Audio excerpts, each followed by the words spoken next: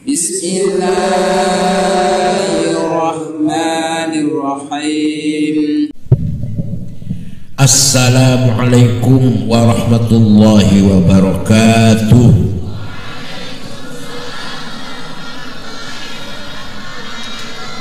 Bismillah, alhamdulillah, wassalatu wassalamu ala sayyidina wa maulana wa syafi'ina wa habibina Muhammad Rasulillah wa ala alihi wa sahbihi wa man tabi'a sunnatahu wa jama'atah min yaumina hadha ila yaumil ba'th wal nahdhah.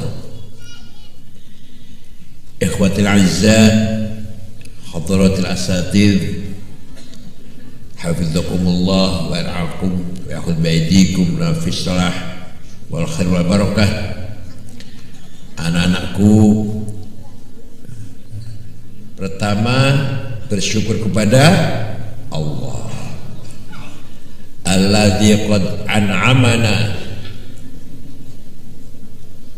bi kulli ni'amih wa alaih. Suatu ketika ada sahabat, siapa? Lupa namanya. Berkata kepada Rasulullah, "Ya Rasulullah, qul li fil Islam syai'an la as'alu anhu ahadan ghairah." Katakan kepada saya apa sesuatu dari agama Islam yang paling penting yang tidak akan saya tanyakan kepada selain engkau. Jawab Rasulullah, "Qul amantu billah tsummas taqim." Katakanlah, ikrarlah, nyatakanlah, kami atau saya beriman kepada Allah. Itu teologis namanya, iman.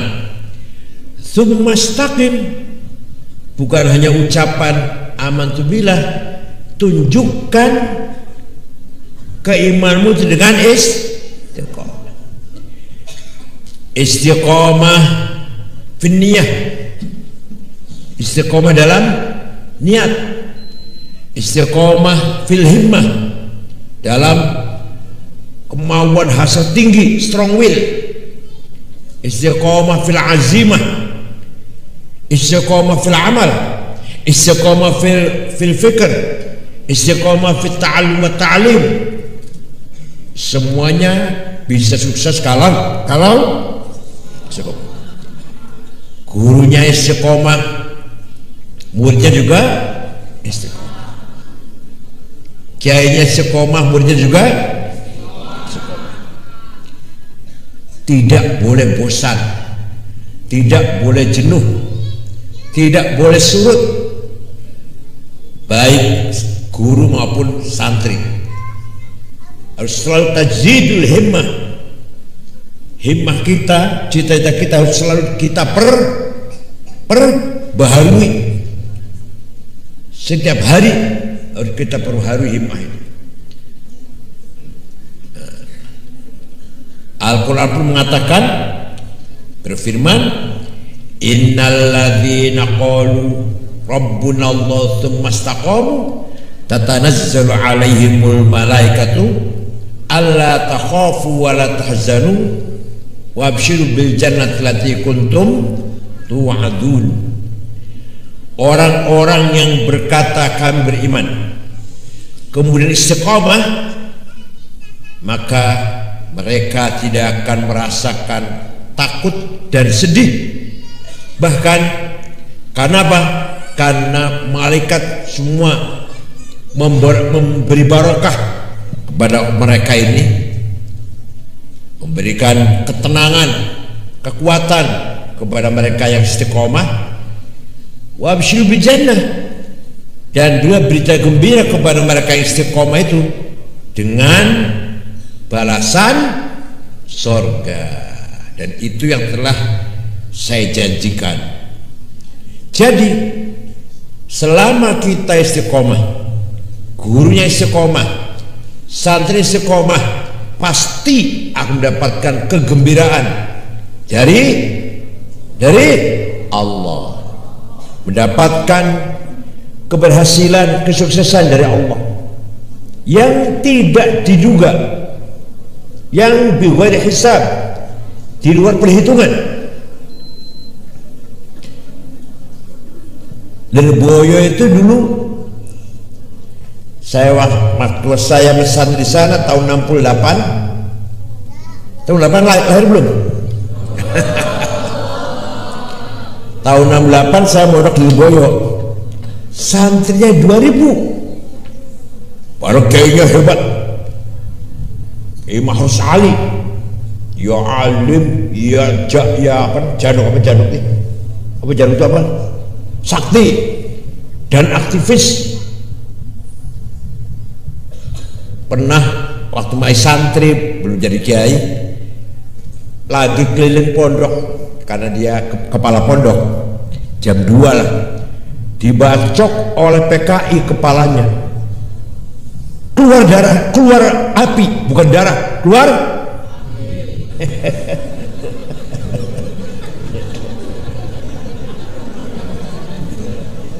keluar api. Kemudian terkenal, diambil menantu oleh Kiai Mbah Manaf Lirboyo. Kiai Mahrus itu dari situ pertama kalinya dia santri, dari Gedongan Cirebon asalnya, sepupunya ayah saya, sepupunya. Nah, terkenal sakti, kemudian alim, pada subuh ngajarnya Mughnil Labib, pada zuhur Uqudil Juman dan Idhul Mubham, mantik dan balaghah, pada asar Ghayatul Wusul, ilmu usul, kalau Mughnil Labib nahu yang paling sulit, pada isya Fathul Wahhab. Dan aktivis NU menjadi Syuriah Jawa Timur, aktif. Nah, alim kan luar biasa ya. Tapi santrinya 2000. Sekarang diganti putranya, ya mohon maaf ya, sedang saja ya, alim tapi sedang saja lah, tidak alim banget. Tapi sekarang santrinya berapa Lirboyo? Berapa? 47 atau 43? 43.000. Kamar saya dulu 14, sekarang 100 satu kamar itu. Apa itu di situ? Berkat apa itu? Barokahnya apa itu? Barokahnya apa? Istiqomah. Itu dari sisi kuantiti. Dari sisi quality, alim Lirboyo banyak sekali yang jadi kiai alim. Kiai Maimun Zubair Sarang, alim Lirboyo. Ayah saya ya lumayan, kiai juga kiai lah, alim Lirboyo. Kiai Mustafa Bisri Lirboyo, ya saya Lirboyo lah, jelek-jelek juga. Kiai Muhammad Iskandar As-Siddiqiyah Lirboyo, dan Rois Syuriah di Palembang, di Lampung, itu rata-rata Lirboyo, jaringan Lirboyo. Artinya apa? Artinya barokatul istiqamah akbar min barokatil ilm. Berkah istiqomah lebih besar daripada barokahnya ilmu. Alim pinter kalau nggak istiqomah kurang barokah. Tapi ilmunya sedang-sedang saja, kalau istiqomah insya Allah barokah. Yang paling sempurna ya alim ya barokah, gitu ya. Nah, kualitas ilmiah, kualitas pelajaran harus kita pertahankan bila perlu, dan harus lebih meningkat lagi, lebih maju lagi. Siap? Yang benar siap? Kalau sudah mulai kendor, baik ustadz maupun santrinya, tanda-tanda kemerosotan, tanda-tanda apa? Kemunduran. Banyak sekali pesantren yang tadinya jebolannya alim-alim sekarang berkurang. Banyak pesantren yang tadinya ramai santri banyak sekarang malah sepi. Banyak itu sepi. Nah, jangan sampai ya. Ya cuma Asy'ari wafat, tapi NU semakin maju. Itu Kiai Lirboyo wafat, sekarang semakin maju. Semua para pejuang juga mati. Rasulullah wafat, Bung Karno meninggal, tapi Indonesia semakin maju berkat Bung Karno, proklamator kemerdekaan. Rasulullah meninggal, Islam semakin maju. Nah, kira-kira begitu. Itu namanya istiqamah, akan keluar barokahnya.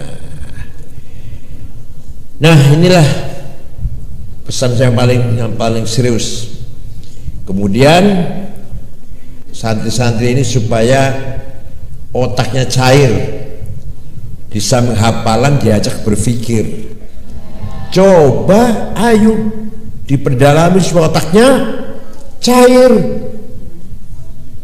Kalau hanya baca ilmu kalam sudah mateng, tapi kalau mantik, belajar berpikir yang objektif, sistematis, manhaji. Berpikirnya manhaji namanya, sistemik. Itu harus menguasai ilmu mantik. Kalau ngomong tuh bersistem gitu, jangan tidak ngawur. Malah kata Imam Ghazali, barang siapa tidak paham ilmu mantik, ilmunya tidak bisa dipercaya. La thiqata bi'ilmi. Walaupun alim apal Quran, apal hadis, tapi kalau nggak paham ilmu mantik, kata Imam Ghazali, kita ragu dengan keilmuannya. Oleh karena itu sejak dini, sejak kecil lah ya, sejak kecil harus kita diasah otaknya dengan mendalami ilmu. Setelah ilmu mantik juga ilmu ushul fiqih, itu juga ilmu yang akliyah.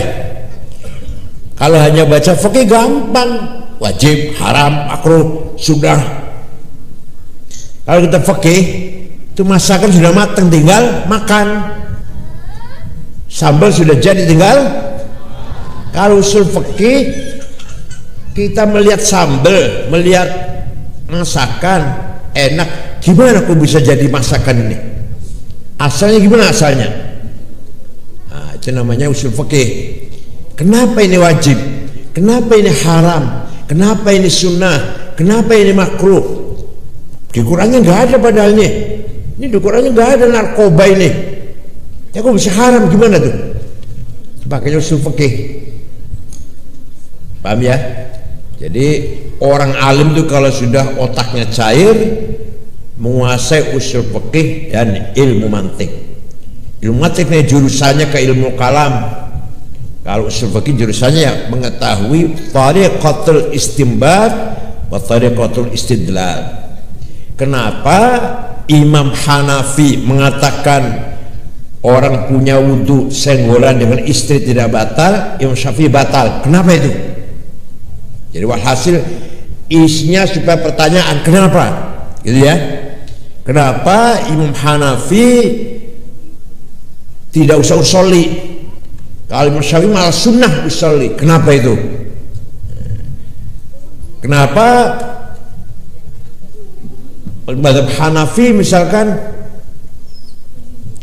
rukuk dan i'tidal dan julus baina sajdatain tidak perlu tumakninah. I'tidal dan duduk antar dua sujud tidak perlu. Kalau Syafi'i harus tumakninah. Kenapa itu? Itu harus tanyaan kenapa. Itu namanya usul fikih namanya. Supaya tahu gimana aku sampai Imam Hanafi mengatakan tidak perlu, Syafi'i mengatakan perlu. Itu kenapa itu? Itu namanya otaknya cair, membutuhkan praktek sehari-hari. Ustadznya pun harus cerdas. Ustadznya siap cerdas nggak ini? Siap cerdas nggak ustadznya ini? Siap cerdas nggak?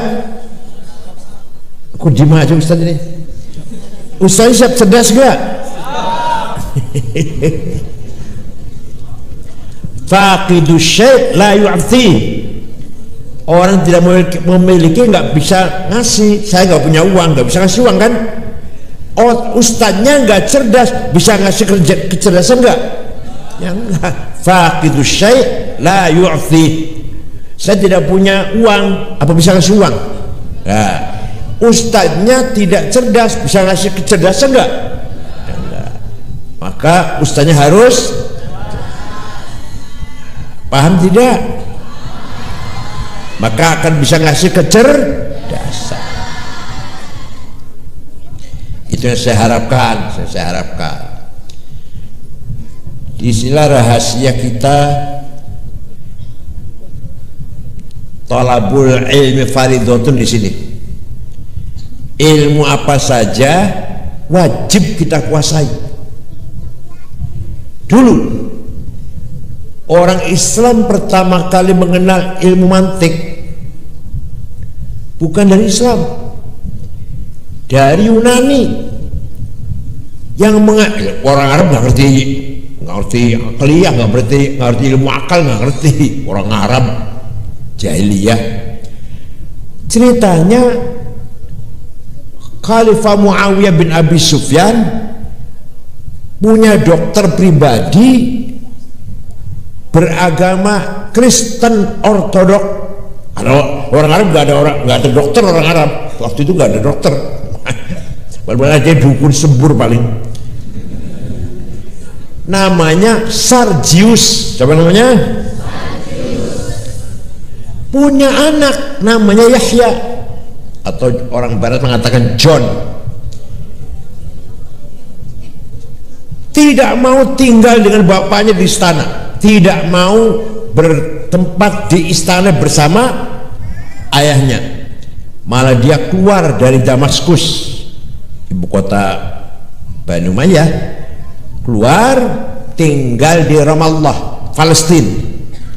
Di situ buka pesantren, Salim lah, yang diajarkan orang Islam, yang ngaji orang Islam. Ini orang Kristen nih, John Damaskus atau Yahya Damaski.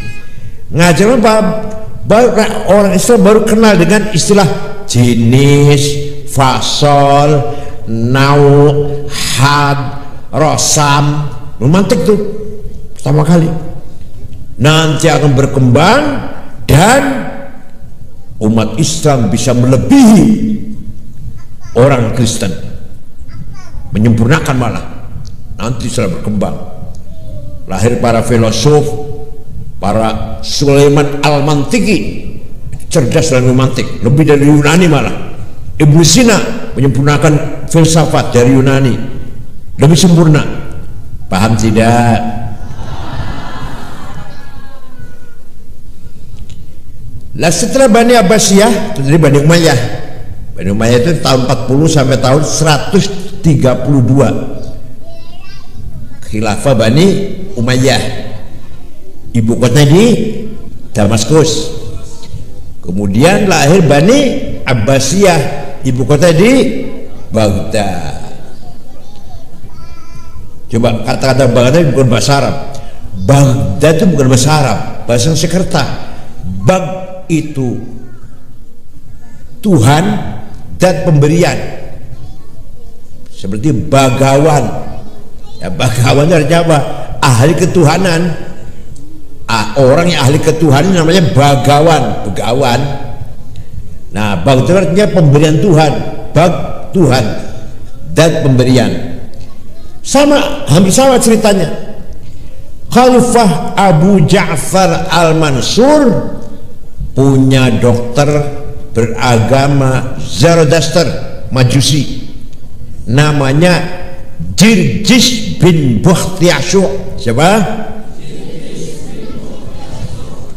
Dah, jadi dokter pribadi, agamanya Majusi atau Zoroaster. Kemudian dipercaya membangun rumah sakit. Pertama kali ada rumah sakit di dalam Islam. Toh rumah sakitnya tidak dengan bahasa Arab, tetap bahasa Persia. Dinamakan Bimaristan, artinya rumah sakit, artinya tidak bahasa mustasfa, enggak. Kalau bahasanya apa? Mustasfa. Saya akan menghargai pendirinya, yaitu berbahasa Persia, tetap bahasanya rumah sakit namanya Bimaristan. Pertama kali ada rumah sakit Bimaristan yang didirikan orang Majusi, itulah keterbukaan orang Islam. Kebenaran dari mana saja kita terima, ilmu datangnya dari mana saja kita. Nanti akan lahir dokter-dokter, waduh, Ibnu Sina antara lain, dokter yang sangat luar biasa, Abu Bakar Ar-Razi, dokter luar biasa, kita Al-Hawi, Ibnu Sina namanya Al-Qanun. Yang mulai bukan orang Islam, tapi nanti dokter Islam menyempurnakan. Paham tidak? Jadi artinya apa? Kalau kita ingin maju, kita ingin pinter, harus terbuka, ya, infitah, terbuka dengan dari mana saja. Sekarang kita di era AI, Pak, apa nih? Kita terbuka, harus kita kuasai medsos. Memang kita sekarang ini kalah, kita ini kalah. Yang punya medsos bukan orang Islam, yang punya TikTok, Instagram, YouTube, WhatsApp bukan orang. Tapi kita tidak boleh tertutup. Ayo kita kuasai itu. Kita nggak boleh ketinggalan. Baik itu WhatsApp, TikTok, Instagram, YouTube, apalagi sampai AI, syukur-syukur.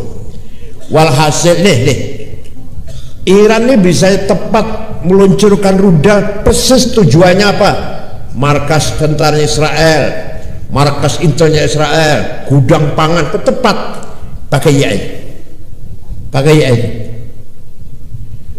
Dulu Saddam Hussein Irak sering meluncurkan rudal ke Israel, tapi nggak tepat sasaran karena jatuh di padang pasir rudalnya itu. Kalau Iran sekarang ini tepat sasaran. Apa tujuannya? Gedung apa? Gudang pangan, bendungan air, tembak dari sekarang banjir, dan airnya bisa kehabisan air masyarakat Israel. Gudang senjata, gudang amunisi, markas Intel, Mossad, tepat menggunakan ya, itu kelebihannya ilmu itu. Oleh karena itu,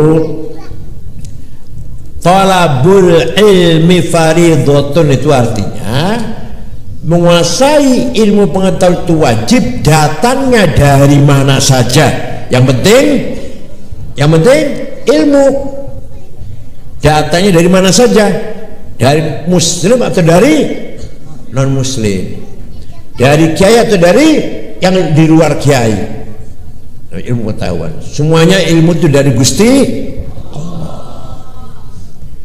Sejak dulu juga gitu, umat Islam bisa maju kan terbuka. Nah, as-saqaf peradaban, kemajuan di dalam ilmu pengetahuan, namanya as-saqaf. Kalau kemajuan di bidang ekonomi, kesejahteraan, kekayaan, namanya hadarah. Apa namanya? Kalau thaqafah maju di bidang saintifik, pendidikan, ya, diterjemahkan peradaban. Kalau bahasa Indonesia sama saja, peradaban, kebudayaan. Kalau bahasa Arab beda-beda.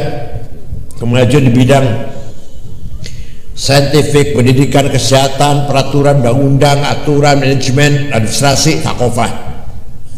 Maju di bidang ekonomi, sejahtera, kekayaan, namanya hadarah. Kalau bahasa Indonesia sama aja, peradaban, kebudayaan, sama aja. Nah, as-saqafah harus betul-betul menjadi pelopor di bidang ilmu pengetahuan. Siap? Siap? Itu ya. Oleh karena itu, paham nggak? Mari kita tunjukkan kita mutsaqaf, apa? Berbudaya, berakhlak, disiplin. Ya Allah, kita kalau betul-betul bisa pertahankan sejak dini, sejak sekarang ini, sejak sekarang lagi aliyah ini berakhlak bagus, insya Allah sampai jadi mahasiswa pun akan tetap berakhlak. Ini mereka menentukan fase-fase SMA ini, menentukan nih, lagi gila-gilanya nih, lagi junun, lagi majnun anak-anak yang aliyah ini, lagi sombong-sombongnya lah. Nah, kalau kita bisa membentuk karakter mereka, insya Allah sampai jadi mahasiswa pun akan berakhlak. Ini menentukan nih aliyah, umur aliyah ini, umur SMA ini, menengah atas ini. Kalau kita bisa mampu menggembleng, mencetak karakter mereka, insya Allah jadi mahasiswa pun akan menjadi mahasiswa yang teladan, yang berakhlak. Siap?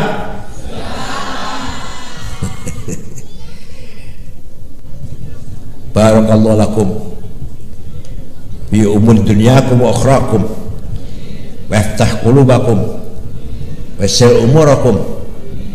Rabbana ma khalaqta hadza batila subhanaka faqina adzaban nar. Ya Allah, jadikanlah ini sebagai amal soleh, bukan menjadi kebatilan, dan terimalah amal kita yang sangat sedikit ini sebuah menjadi amal soleh yang bermanfaat untuk masa depan umat Islam umumnya dan warga Nahdliyin pada khususnya. Ya, akhlak harus jaga ya, hormat pada guru, hormat pada ustadz, ya, siap? Harus hormat. Kalau hormat dari hati, bukan hanya ditunjukkan munduk-munduk, tapi hatinya awas lu, itu bukan hormat namanya. Kalau hormat pada ustadz, pada kiai, dari mana? Dari hati. Bukan ta'zim untuk cium tangan, tapi dalam hatinya mampus lu, jangan gitu, nggak boleh ya. Guru juga saya pesan, jadilah guru yang dicintai, bukan yang ditakutin. Jadilah guru yang dicintai. Diam aja lo, ngomong sama lu. Diam aja, jangan ikut jawab. Jadilah guru yang jangan yang ditakuti. Hindari kekerasan, hindari bullying, perundungan, hindari itu. Dan saya pesan, hindari kekerasan, jangan sampai menunjukkan, memberi contoh guru dengan kekerasan. Diam saya lagi ngomong sama guru, jangan jawab.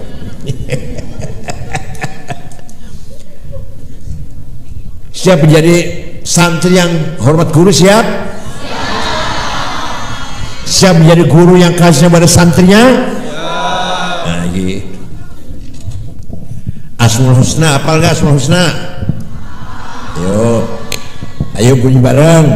Huwallahul ladzi la ilaha illa huwar rahmanur rahim. Al-Malikul Quddusus Salamul Mu'minul Muhaiminul Azizul Jabbarul Mutakabbir Al-Khaliqul Bari'ul Musawwir Ghaffarul Qahhar Wahhabur Razzaq Alimul Qabidul Basit Al-Khafidul Rafi'ul Mu'izzul Mudhillus Sami'ul Basir Al-Hakamul Adlul Latiful Khabirul Halimul Azimul Ghafurul Syakur Aliyul Kabir Al-Hafidhul Muqitul Hasibul Jalil Karimul Raqibul Mujibul Wasi' Al-Hakimul Wadudul Majidul Balsyahidul Haq Al-Waqil Qawiyul Matin Walil Hamidul Muhsil Mubdul Mu'id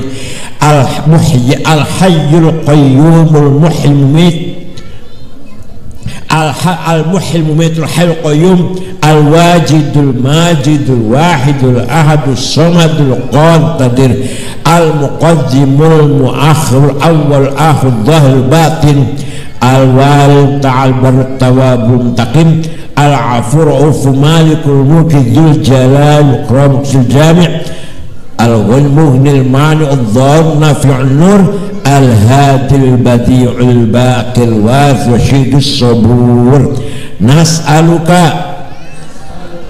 bi asma'ikal husna wa sifatikal ulya wa zatikal uzma antahfadona antahfadho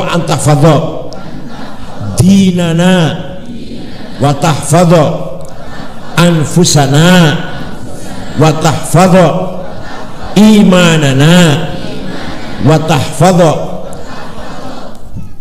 hayatana wa tahfadhna ajma'in birahmatika ya arhamar rahimin. Harus hafal ya, harus.